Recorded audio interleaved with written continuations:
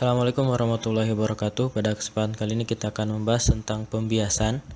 Pembiasan ini sangat sering kita dengar ya, bahkan dari sejak SD sudah kita lakukan percobaannya, yaitu memasukkan pensil ke dalam air. Maka pensil itu terlihat patah. Nah, fenomena tersebut itu dijelaskan dalam fisika dan dinamakan dengan pembiasan.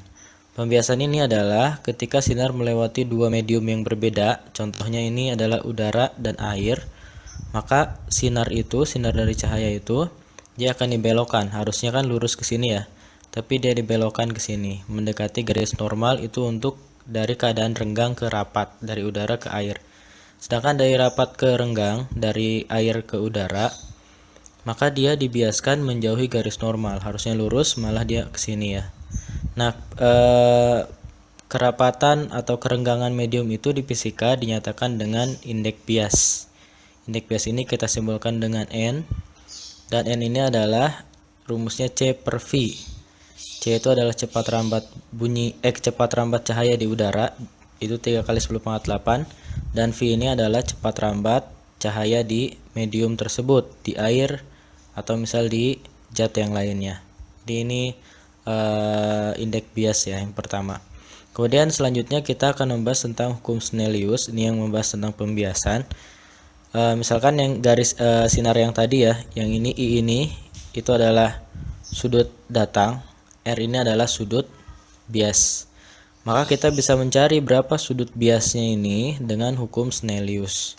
Rumusnya itu yang pertama adalah N1 sin I sama dengan N2 sin R. N1 itu indeks bias medium yang pertama dalam hal ini udara. Ya, sin I itu sudut datangnya ya, I. Kemudian N2 indeks bias medium kedua, yaitu kalau di sini air.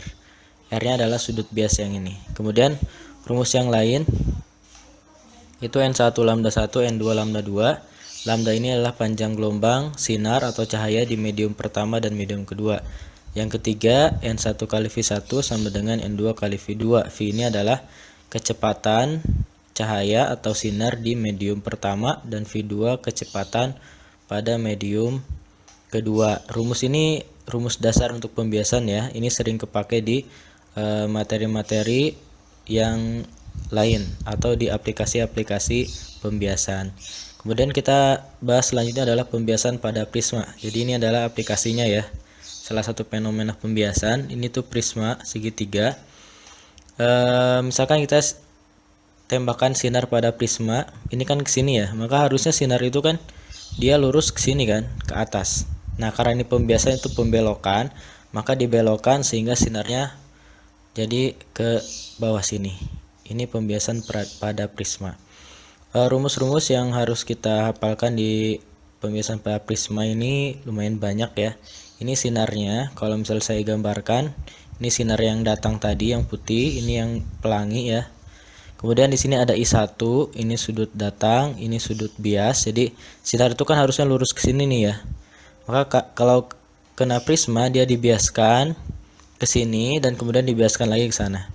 Ke sini ya. Jadi ini perjalanan sinarnya. I itu sudut datang, I1 sudut datang 1, R1 itu sudut bias 1, I2 sudut datang 2 dan R2 sudut bias 2. Beberapa rumus yang harus kita hafalkan di pembiasan prisma. Yang pertama adalah beta sama dengan R1 tambah I2. Beta itu yang ini ya. Beta itu sudut pembias, nanti saya kasih keterangannya. R1 yang tadi yang ini ya, sudut biasnya. I2 sudut datang yang kedua. Untuk mencari R1 kita menggunakan rumus Snellius yang di rumus sebelumnya.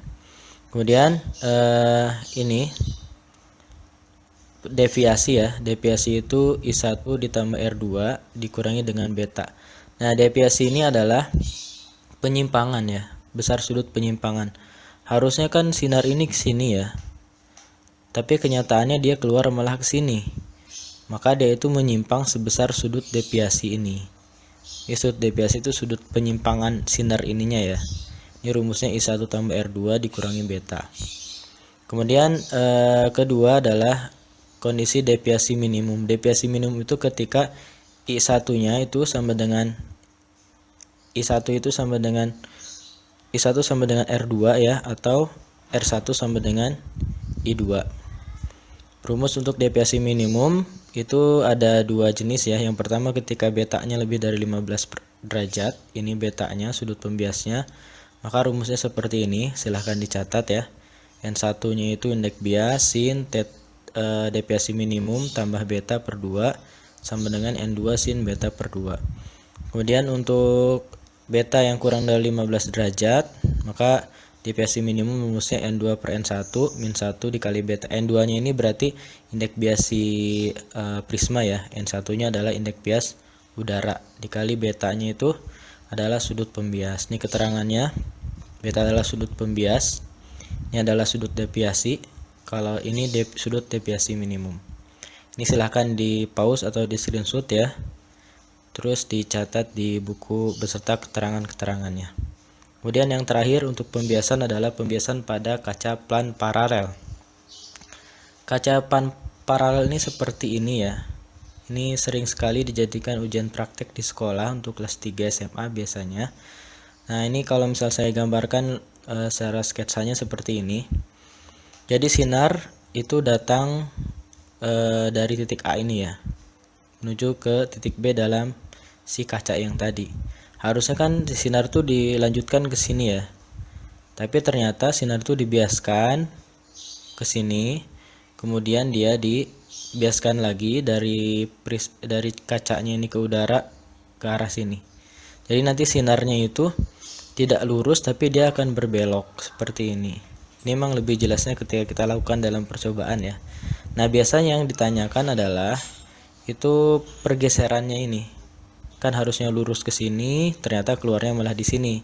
Nah, berapa nih pergeseran si sinarnya ini?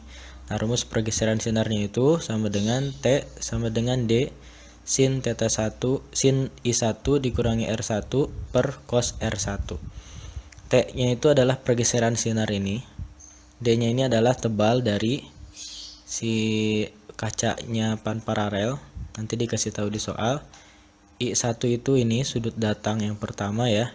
R1 adalah sudut bias yang pertama. Oke. Untuk lebih jelasnya kita akan coba bahas di contoh soal di video-video selanjutnya.